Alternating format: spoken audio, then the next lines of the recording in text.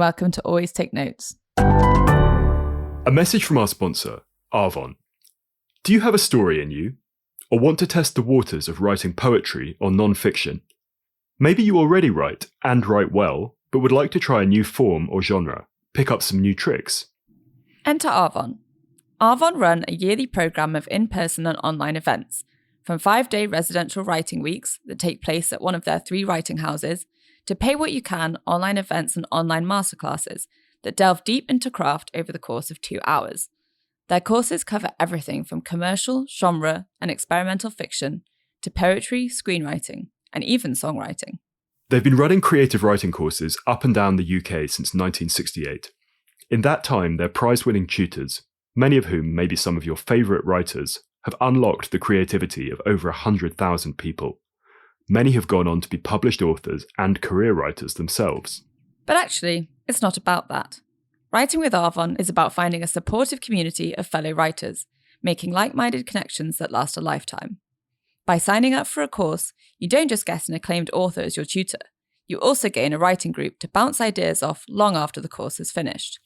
So whether it's a cosy stay at one of their writing houses in Devon, West Yorkshire or sleepy Shropshire, or a course you can do from the comfort of your sofa, Arvon works around your creative life. Visit arvon.org/courses, that's arvon.org/courses, to learn more and give yourself the gift of writing. Hello and welcome to Always Take Notes. In this episode, we speak to the drinks writer, Henry Jeffreys. We spoke to Henry about his early career working as a book publicist, his debut book, Empire of Booze, and his latest book, Vines in a Cold Climate. We recorded this podcast back in August, before the allegations about Russell Brand were published. It's a great episode. We hope you enjoy it. Welcome, Henry, to Always Take Notes. It's lovely to have you on the show. Could we start with your latest book, Vines in a Cold Climate? Where did the idea come from, and when did you start reporting it? Oh, well, thank you for having me on. It's a great honour to be here, especially with the calibre of some of the guests. So thank you. The book actually was not my idea. It came from a chap called Derek Wyatt, who is editor-at-large for Atlantic Books. And he was formerly MP for Faversham, the town I live in, and an international rugby player. So he's had quite an interesting career. And he phoned me up one day in 2021 and said, do you want to do a book about English wine? And actually, I didn't really want to do a book about English wine. I thought the industry sounded a bit corporate, a bit staid. And Oz Clarke, probably the best known wine writer in the country, had just released a book about English wine. So I thought, he's got that one quite sewn up. But I was, intrigued and kind of flattered that someone of this Derek stature had got in touch. So I started kind of, reading and talking to people. And I went to a wine lunch and I sat next to this English winemaker called Adrian Pike from Westwell Wines. In fact, he's the man who was at my book launch last night providing the wines. And he was just so candid. And when I say candid, I mean incredibly rude about various people in the industry. And I just thought, so-and-so's a wanker, so-and-so treats his staff, his workers abysmally, so-and-so makes terrible wine, so-and-so's a crook. And I thought, do you know what? There's a whole story here that no one is telling. All you read are these celebratory accounts of English wine, how it's all wonderful. And actually, there's a kind of journalistic story about kind of conflict, about big egos, there's a lot of meat for a writer to get his teeth into. So, yeah, so I thought, you know what? I'd be a fool not to do this. So I said yes and started work on it. I was reading your piece where you were talking about exactly that thing, and I liked your line that it was all a bit branded gilet and golf umbrella, which I thought was excellent. But I was also interested by your point that this doesn't happen in France, right? That if you're trying to talk to big French wine producers, there's like a PR on the left of you, everything's very constrained, that kind of thing. Although I suppose you did have that line in the introduction about how you were at this event in 2017 where like a French wine overlord just went completely off-piste and things like that. I mean, how different is the kind of access story in England compared to other parts of the wine writing world? Well, I'm at a huge disadvantage as a wine writer in not really speaking another language. So I can order food in a restaurant in France or Spain. I can, chat about wine, but I can't do, I can't really interview someone. And actually, I can't interview someone in French or Spanish. So the kind of interviews I can do are only with bigger producers or generally only with bigger producers, because they're going to be the people who speak English. They're the people who are going to be quite sort of PR facing, as it were. So, if you talk to people who are experts in, say, the wines of the Rhone, they tell similar stories. There's people hate each other and there's rivalries and there's all this exciting stuff going on and people being terribly indiscreet over long drunken lunches. But I don't really have access to that because I don't have the language. So my experience with a lot of wine companies has been through the kind of intermediary of PR. So you're not really getting the full story.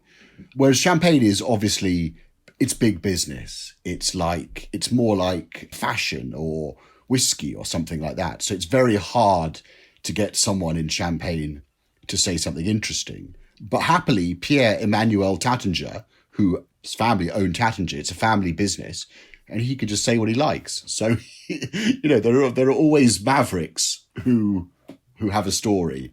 But yeah, just to kind of sum up, it was just wonderful that the English producers haven't reached the stage where they are cautious about what they say, in contrast to sort of bigger continental producers. And certainly American producers. A lot of American producers are very, very careful about what they say. Obviously, climate is in the title of your book. To what extent is the story of English wine a story of climate change?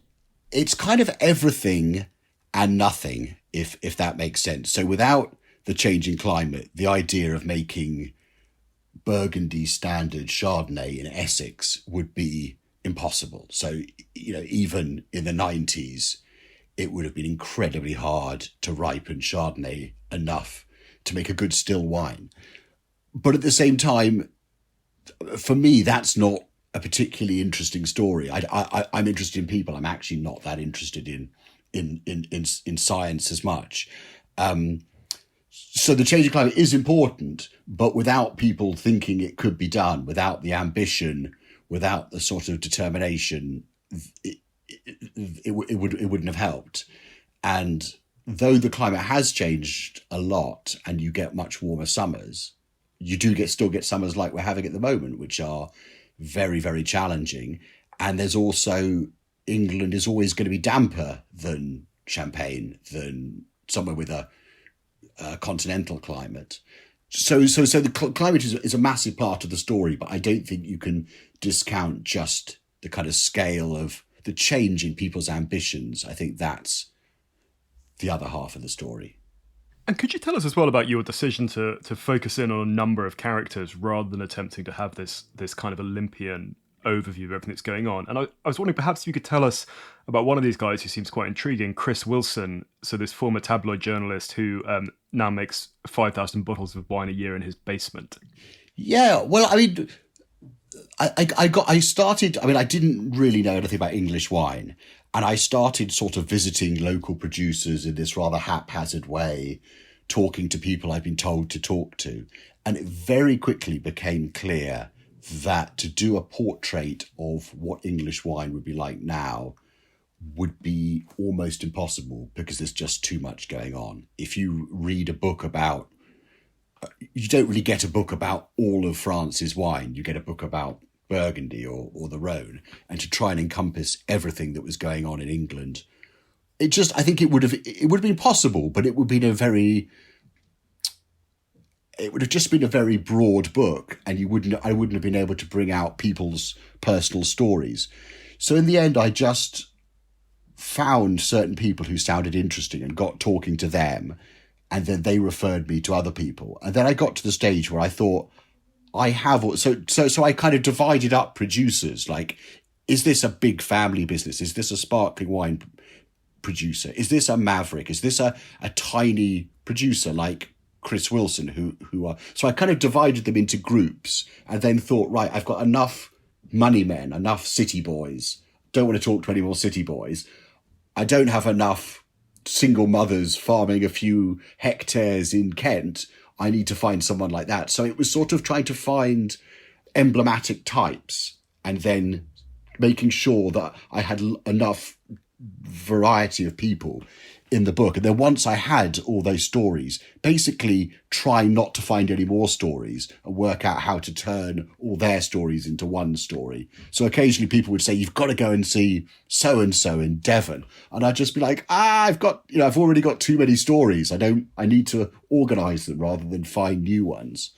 But people like Chris Wilson were a gift. He used to write for the Mirror. He was a music journalist. He was on the racing desk.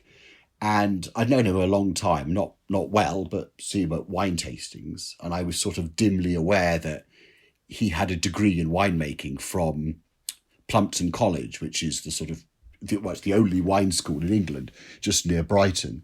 And he sent me a bottle of his wine, which he'd made in the basement of an old windmill in Cambridge from bought-in grapes. So he sort of goes out to Essex or Norfolk and stuff and buys grapes.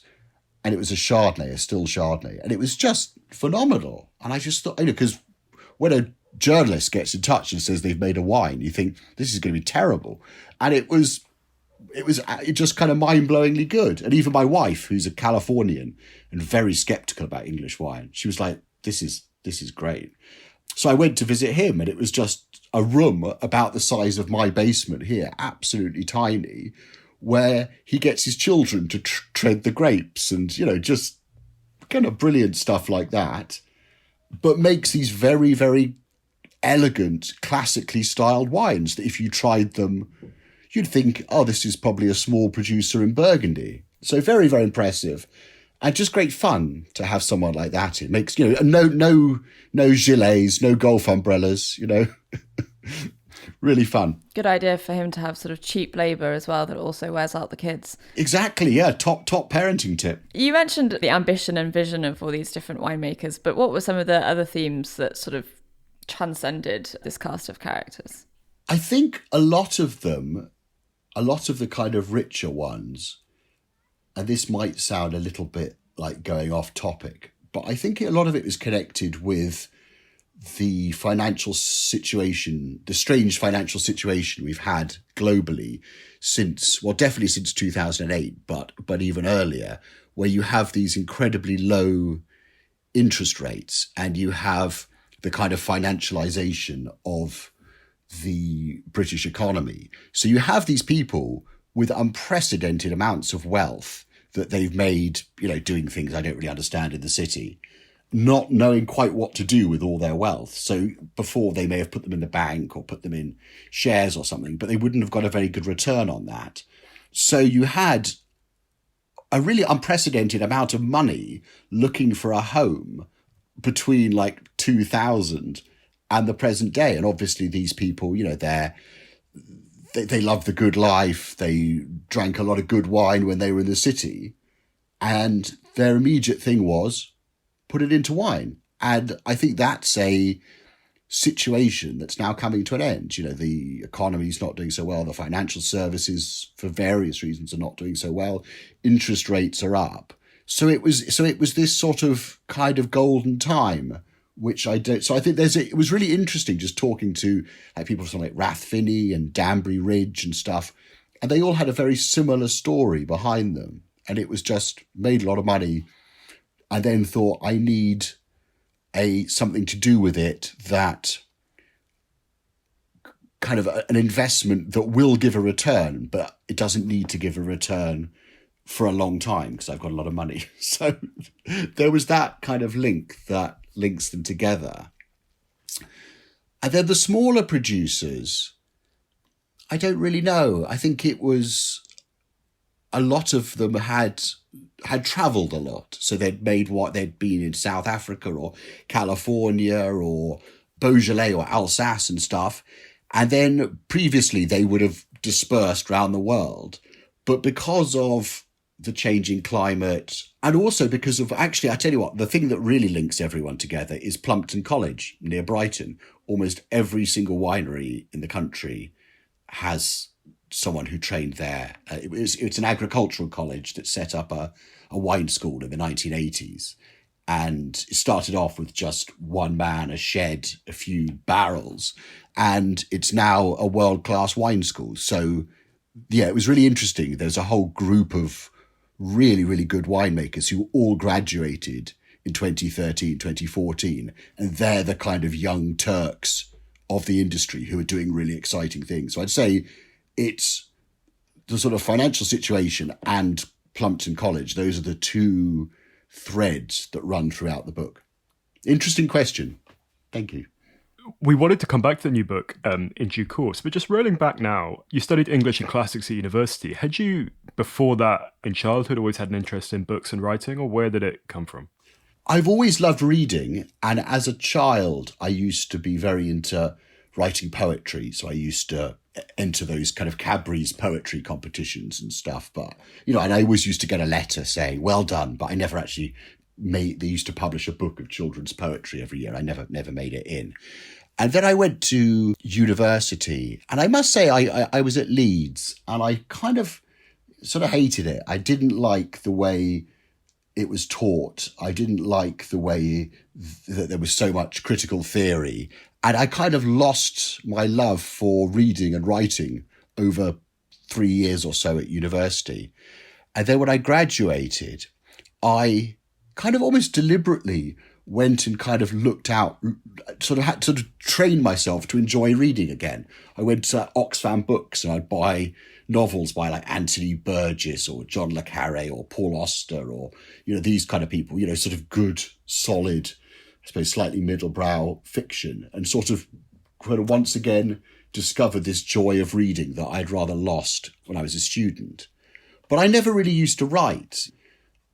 I wrote essays at university, most of which were terrible. I was not a particularly good student. I didn't really understand theory, and I just kind of, I must have been awful to teach. But around 2005, some friends of mine, sort of ex-Leeds University people who are now in London, set up this website called the London Review of Breakfasts, which was a sort of piss take of the London Review of Books, and where you reviewed CAFs under silly names like Malcolm Eggs or Blake Pudding, or I was Blake Pudding, or Dr. Sigmund Freud. So you get almond croissant. So you get the gist. And I started doing it, and I kind of assumed this slightly Michael Winner-esque persona. I don't know, maybe younger listeners will need reminding who Michael Winner is. He was a film director who used to write this incredibly pompous but incredibly funny, sort of accidentally funny restaurant column for the Sunday Times. And I used to write them in this style, pretending I was this sort of bon vivant visiting cafes in Peckham or Bethnal Green or something. And I just loved it. It was just, I kind of found a voice. And I used to do, I think I did about 40 of them. And it made me so happy. And then a bit after that, I met someone from the Telegraph. But by then I was working in PR for books. And I had lunch with the literary editor of the Telegraph. And I was trying to tell him about the books that I wanted him to review, which I wasn't very good at. And he said, you're not very good at persuading me to review these books, but you do seem to have so you do have something to say. So do you want to do some paperback reviews for me? So I said yes. So I started doing paperback reviews for the Telegraph, which was back in the day when that kind of thing actually paid quite well. And then it just continued from there. So sort of accidentally, I'd refound this kind of love of words that I'd had when I was 8 in my 20s and 30s. So it was a very, very accidental, haphazard journey into becoming a writer. How did you balance the writing, the freelance writing, and the work in publishing? Was it a case of doing it in your spare time? It was, and I used to write under a pseudonym as well. So not only Blake Pudding, but I wrote under the name Henry Castiglione. Castiglione is my mother's maiden name. I thought it was a brilliant pen name, and actually I wish I'd stuck with it. But I just used to write, I didn't have any children.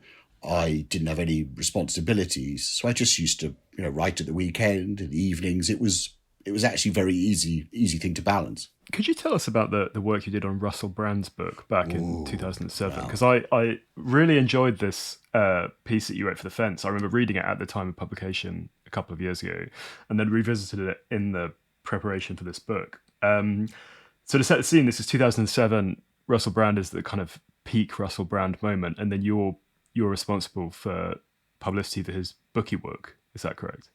Yeah, God, it was really cathartic actually writing that article in The Fence, because it was actually a very, very unpleasant experience, and I wouldn't say it gave me nightmares, but it definitely kind of reverberated in my brain for a long time afterwards. I was at Hodder and Stoughton Publishers, and I was head of publicity for Sceptre, which was the literary imprint, and I used to work with lovely authors like David Mitchell, the Booker Prize shortlisted novelist, not the comedian, Tom Keneally, Siri Hustvedt, these very intellectually heavyweight, lovely people. But they sort of said, you need to do some other books. So they said, you're going to do Russell Brand. We think you'll get on really well with him. And as you said, he was in his sort of imperial phase then. He was like the most famous person in the country. And he'd given up drugs and alcohol, I think, a couple of years before. But he had a new drug, which was himself. And he was just like mainlining himself the whole time. And it was just awful. It was his agent, who was called Nick Linnan, would just phone me up, and he'd always start with, "Russell's not happy." Nick Linnan was from Manchester. So that's my Manchester accent. Russell's not happy. And I'd be like, oh God. I'd be like, he doesn't like his driver. And I'd be like, oh, okay. What's wrong with the driver? He goes, he wants Keith. I'd be like, who's Keith? He goes, Keith's the cabbie he had yesterday. So I had to go and find Keith. I had to phone up the radio cab company and say, can we have Keith to collect Russell? And it was like that every hour, every day for months. So I just kind of almost developed like a sort of nervous tick whenever the phone rang, because I thought it would be Russell's agent. And Russell was very friendly initially. And then I think he decided that I wasn't being sufficiently sycophantic, and then cut me out completely. It wouldn't have anything to do with me, and I had to do everything through Nick. And I just, I didn't enjoy it at all. And the book was a massive bestseller. He was mobbed at every signing that he did. And I couldn't enjoy it. I couldn't enjoy the success. You need a really thick skin to be a good PR, and I'm not thick-skinned at all. But then when I revisited it, so I hated him for a long time. And I used to see him on television and just say, that wanker, And I used to read his awful articles in The Guardian and just think, you can't write, And then I kind of, writing that article, revisiting it, and I just thought, well, of course he was like that. He was the rock star of comedy. What do you expect? You can't expect him to be a menschy old author like Tom Keneally or something. His job was to be, the biggest dick in comedy. And he played that part admirably. So I kind of look back now and think it was probably me who was unable to deal with it. I probably shouldn't have been doing it. But you need someone really thick-skinned who was going to just do it very professionally. And I had been used to being on very friendly terms with everyone I worked with, and I didn't know how to deal with him. So I now think, he's obviously gone down quite a strange path recently, but I don't look at him with the same degree of dislike that I used to, oddly enough.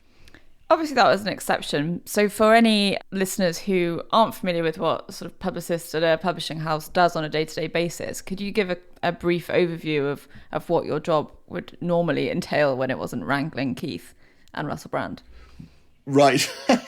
Well, the job has changed a huge amount. When I was in PR, which was from 2000 until 2015, so a long time, there used to be 8 people on the Guardian books desk, 5 people on the Telegraph books desk. So you'd spend an awful lot of time just on the phone to someone like Sam Leith, or going out for lunch with Paul Leahy from the Guardian. And so it was actually an incredibly social business. And there'd be a party. Someone would be having a party every night, a book launch or something. There was think, more money sloshing around in publishing in those days.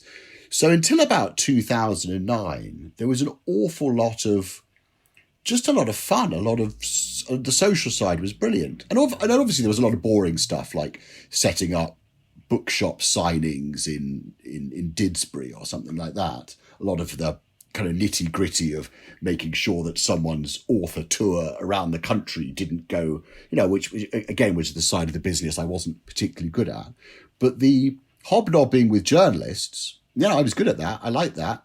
But with the decline of newspapers, the sort of rise of the internet, which really kicked in around, I think, about 2009, that side became less important, and it was more about communities, bloggers, kind of stuff that I actually wasn't very good at, stuff that social media.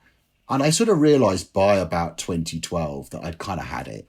I was head of publicity at One World, this little publishers who've gone on to be very successful. But I kind of knew that I was finished. I needed to find something else to do.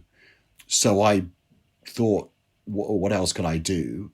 I will become a writer, which was, a huge leap.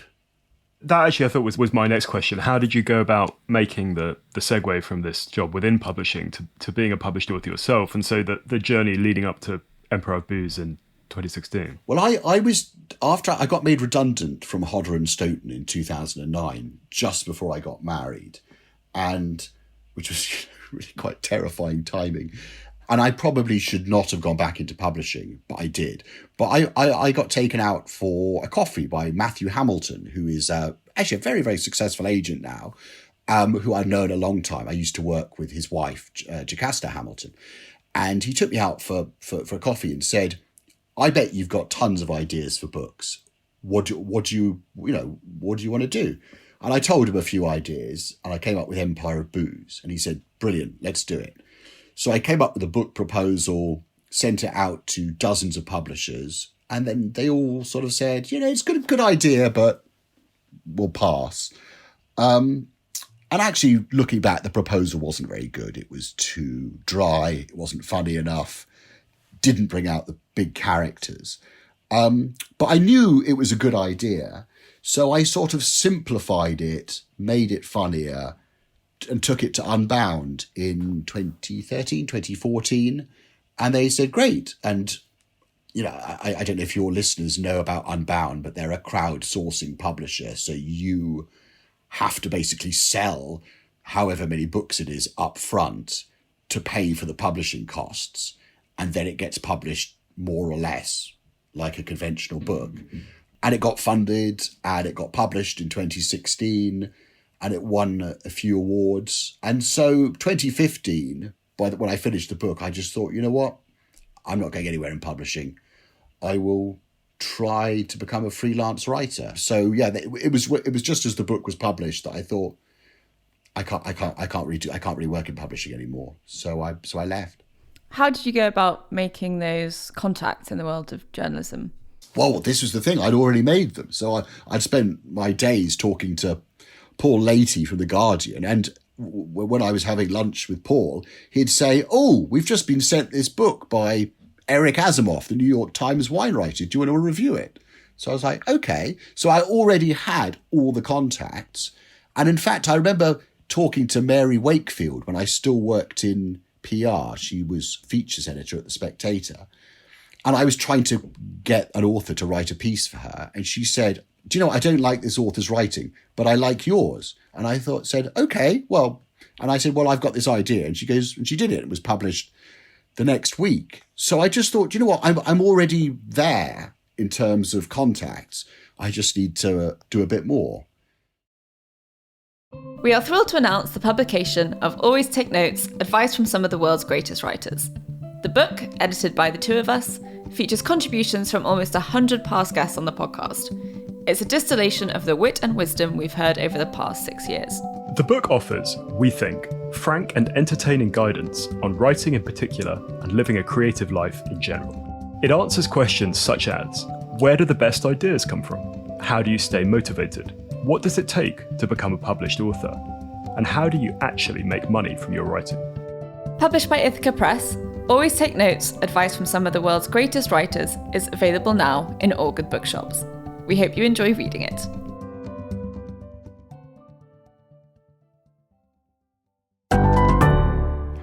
saw an interesting other line that you'd written saying, when I first started working on Empire of Booze, narrative nonfiction was all the rage. I like this line. You know the kind of thing, how one man's quest for cheese conquered a kingdom and changed the world. But by the time it came out, such books were dead.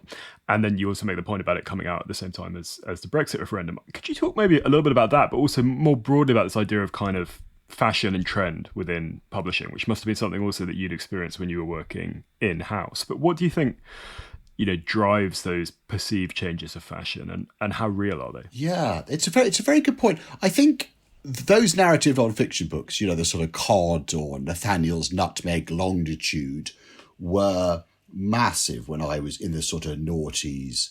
And so I definitely saw my book fitting into that. And also Matthew, my agent, was kind of trying to push my book into that kind of straitjacket where actually it didn't really work. So he was trying to have like one character that went through the whole book.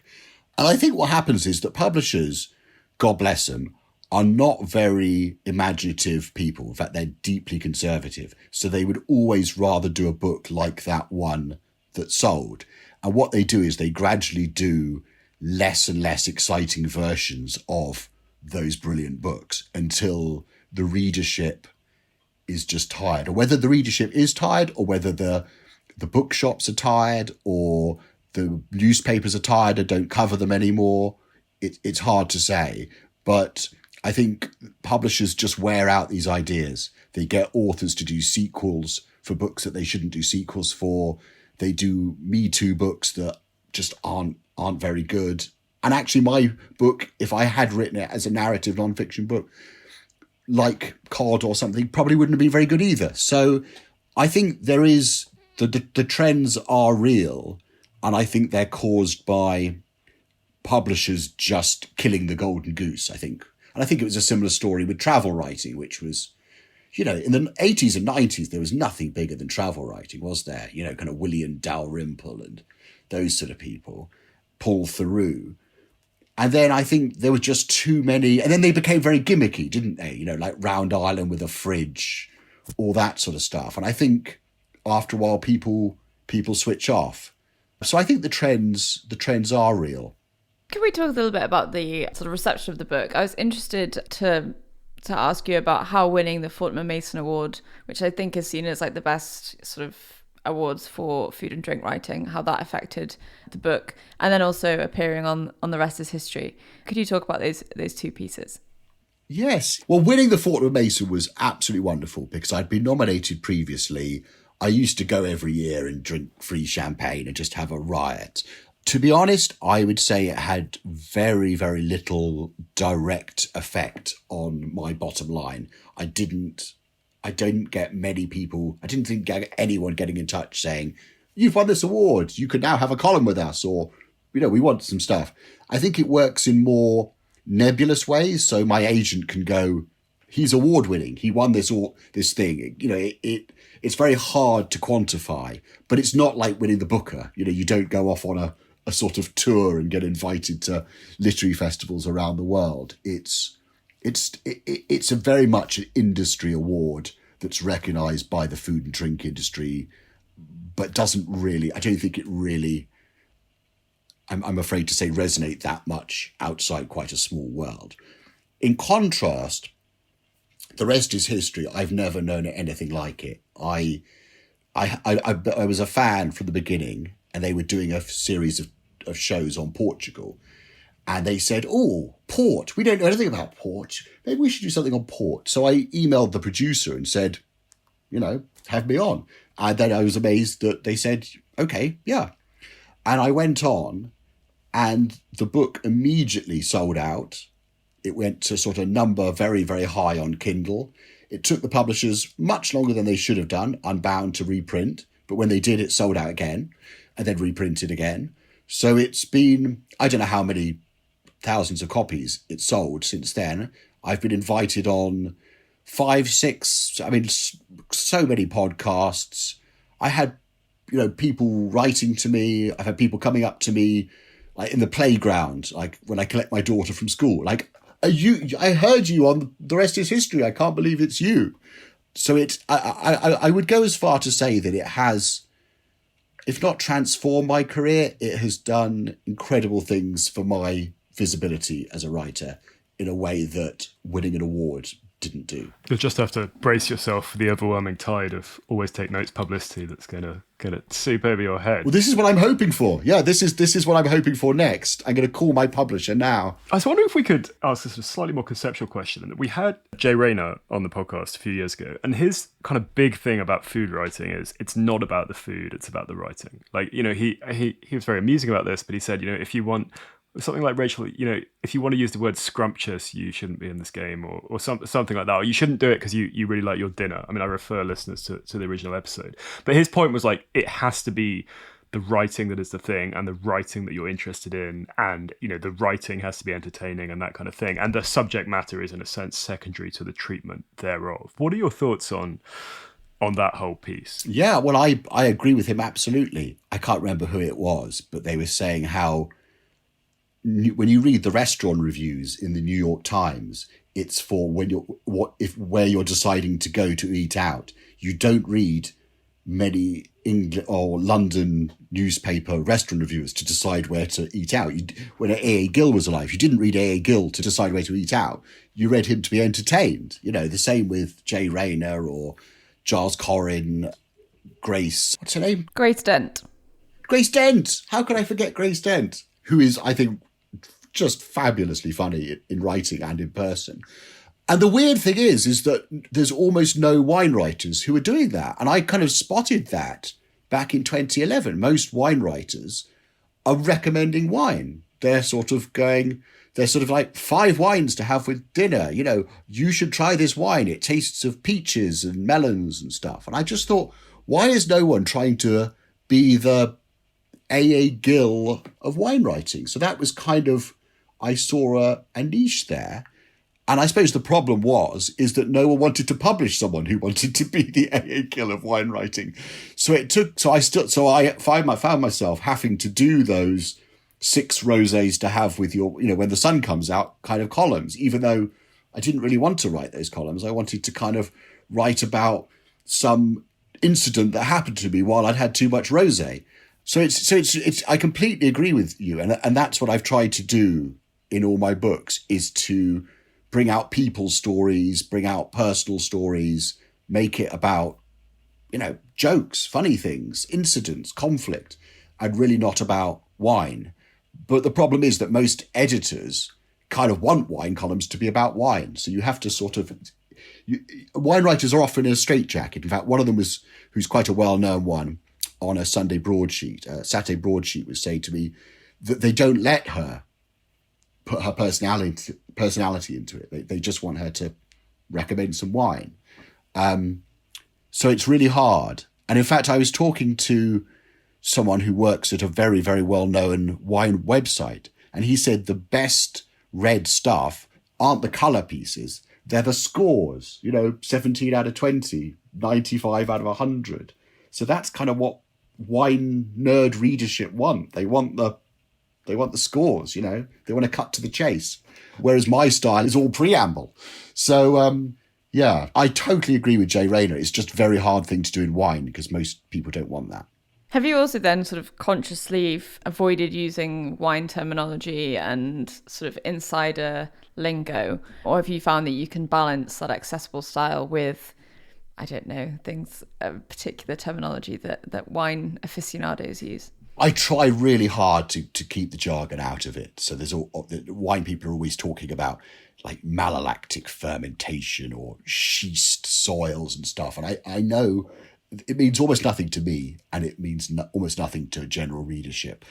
And my day job is working for a whiskey company, a whiskey retailer, writing copy for them. And I spend my whole time trying to take the jargon out. You know, you sometimes find people using SKU, SKU, which means sales something unit, meaning an item. And it's like, just say item or bottle or brand or something. But I suppose it's the same with all professions, isn't it? You know, there is a kind of jargon spoken by the cognoscenti. But I think it's really, really important to try and keep... Obviously, you have to, you know, if you're explaining something technical, you may have to use technical terms, but I try really hard to keep them to a minimum.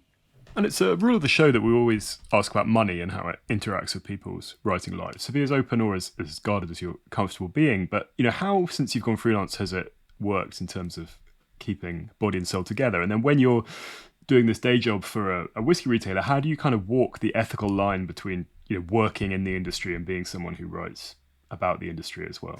Yeah, that's two really, really good questions. I don't want to go into too much money about finances. And in fact, one of the answers to one of your questions was about money.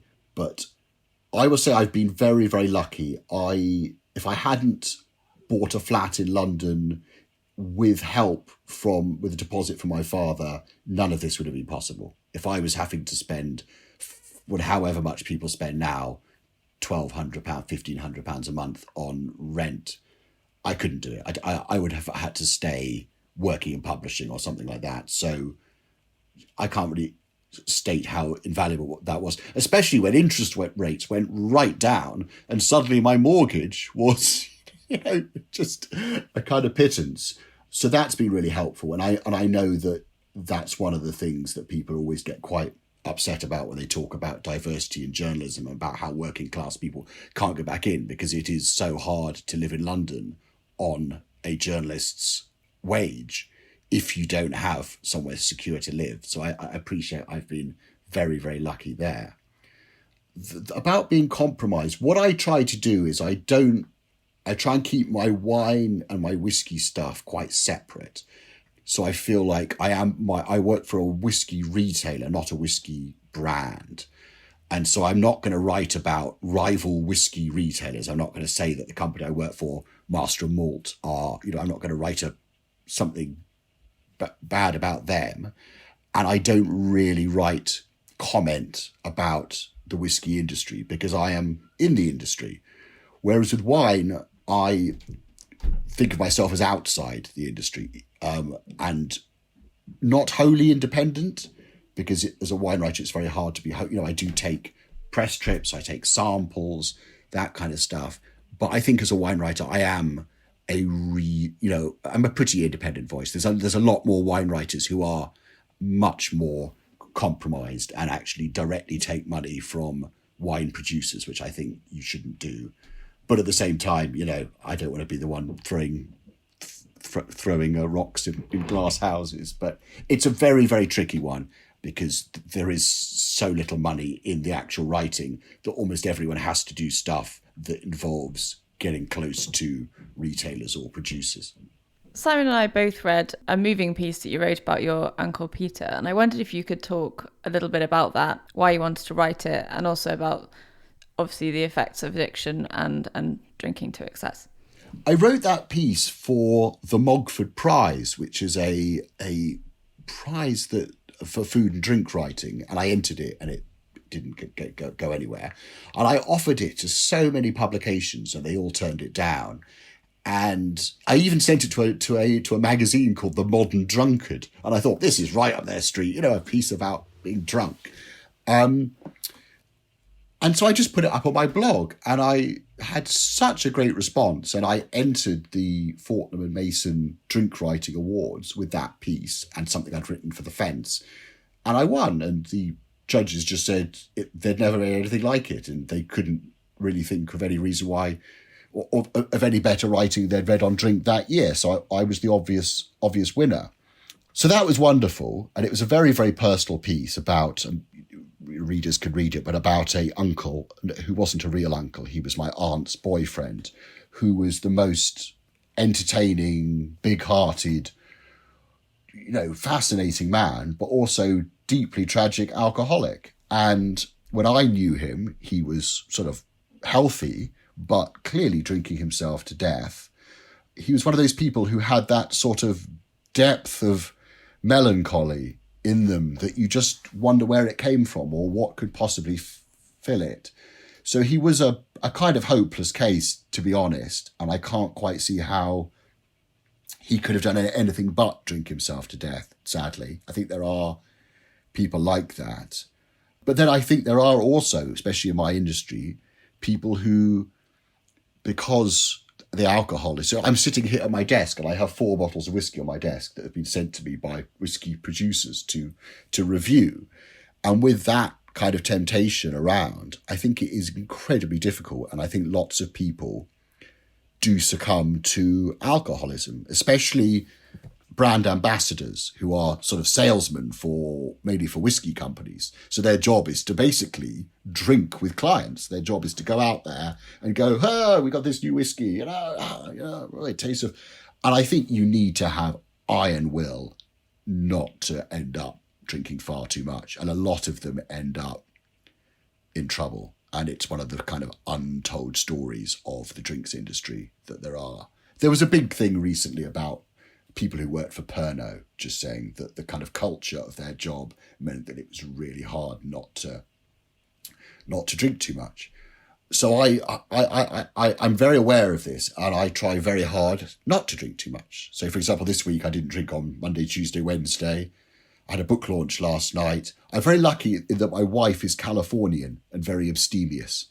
So I don't have that. If I was married to someone who enjoyed wine as much as I do, that would be dangerous. So yeah, I'm just aware the whole time not to have that extra glass. Don't have a glass of wine after 9 o'clock. If you've got people around, that's fine. But just if you're just me and my wife, I try not to drink. Try not to drink before 6 and after 9. So I have this little window where I have like a couple of glasses of wine, and I think I'm reasonably healthy.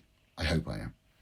Are you conscious, or is, I suppose, the wider drinks writing industry conscious of a cultural shift as well, in that, young people today drink a lot less than their forebears did, and I suppose also within journalism there's just a lot less boozing. It's a kind of feature of the show that we get senior journalists come in and tell us war stories about everyone being completely wasted in newsrooms in the 80s and things. But I mean, how does it feel to be writing about alcohol at a time when the position of alcohol in our society is shifting as well?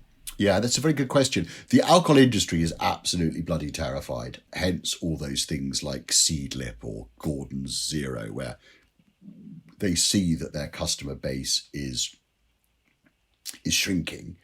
So they're pushing for something called premiumization, which is basically to get the people who still are drinking to spend more, which is quite clever. But yeah, I sometimes feel that I might be a bit of a dinosaur, because I do remember the days of, not the heyday of Fleet Street, but the kind of noughties. There was still time to have a drinking culture, whereas nowadays there isn't. But I just hope that, wine and whiskey are fascinating culturally. And I hope that there'll always be people who will be interested in them, not just because they provide a lot of pleasure, but because they have these very rich stories attached to them. So sometimes I think, I should have picked, something like tech would have been a better thing to specialize in. But, I've made my bed, so I'm gonna lie in it. We're coming towards the end of our time. So as a final question from me, what does the future of lying in that bed look like? What projects are on the horizon or for you? I've got a very, very big project coming up, which I can't talk about at all, I'm afraid, but could potentially be huge. So I'm really excited about that. My book has just been published and seems to be selling really well. It came out yesterday.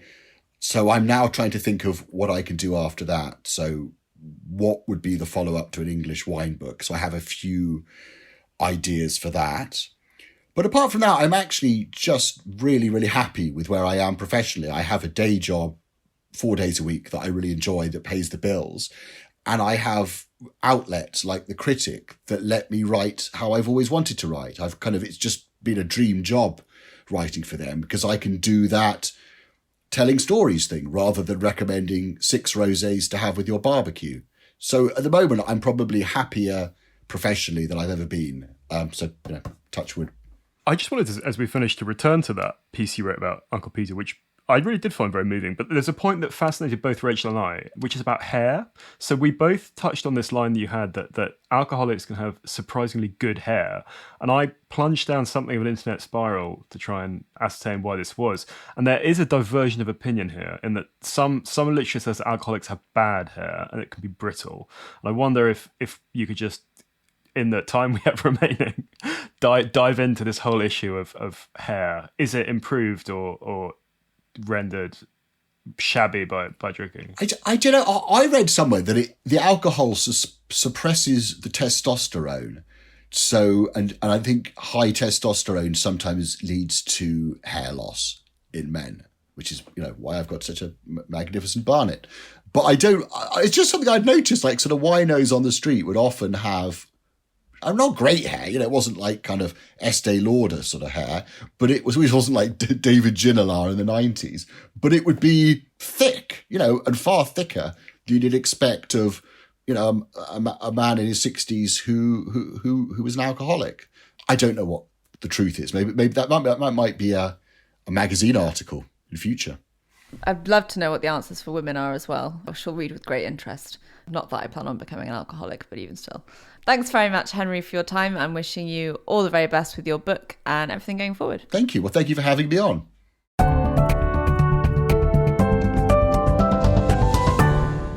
That was the Always Take Notes interview with Henry Jeffreys.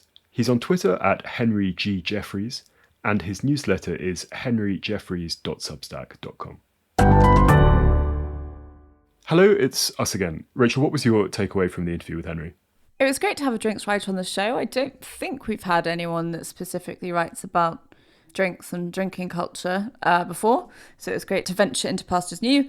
I enjoyed hearing about the jump he made from publicity to writing, and I also thought it was really interesting in terms of the limits he puts on himself, re-drinking and writing, and then also the position between working within the whiskey industry and then writing about drinks. So I feel like we covered a lot of ground, and yeah, it was fascinating. How about you? I also enjoyed the sort of tales of book publicity back in the mid-noughties, and then also that piece we discussed with him about this guy who'd become an alcoholic, which I thought was moving and rather touching, and as he sort of alluded to, a kind of shadow that exists in that world of writing about alcohol. So great to have broaden things out a bit on the podcast and an appropriate episode to put out on Boxing Day. Anyway, Rachel, what have you been up to? So we are pre-recording this a little bit ahead of time. So by the time it comes into listeners' ears, I will be in Australia, hopefully reading lots of... And married. And married, yes, and crucially married. But I have mostly been doing wedding prep, and I've been watching a lot of New Girl, a sitcom that finished quite a few years ago, while I've been doing that. So that's the main thing I've been consuming. But I hope by the time everyone's listening to this, I will be sat on a beach reading lots of Australian fiction. I want to catch up on Helen Garner, whose books are being republished at the minute and is having a bit of a moment. So yes, I'm looking forward to that. How about you, Simon? I'm in France. I've been continuing this fairly savage French ski instructor training course, which is good, but I feel slightly broken by it. That has been good, and I had to go up to Switzerland to meet the people I'm doing this ski race with next year, which was good, but also slightly intimidating. So I feel a little bit like this is all very exciting, but I'm on this like treadmill that goes on for another 5 months, and there is part of me that'd be quite nice when that's over. But there we go. And I have had zero cultural input. I've been too tired. I've listened to some German podcasts to keep my other language going. That's not nothing. Well, it isn't nothing. That is true. Anyway, this has been Always Take Notes, hosted by me, Simon Acomb. And me, Rachel Lloyd. Our producer and social media editor is Artemis Irvin. Our score is by Jess Danheiser, and our graphic design is by James Edgar. If you'd like to follow us on social media, we're on Twitter at Take Notes Always, on Instagram at Always Take Notes. If you'd like to support us on our crowdfunding page on Patreon, we're on there under Always Take Notes. And if you'd like to leave a review on iTunes or get in touch with us via our website, please do. Many thanks. Goodbye.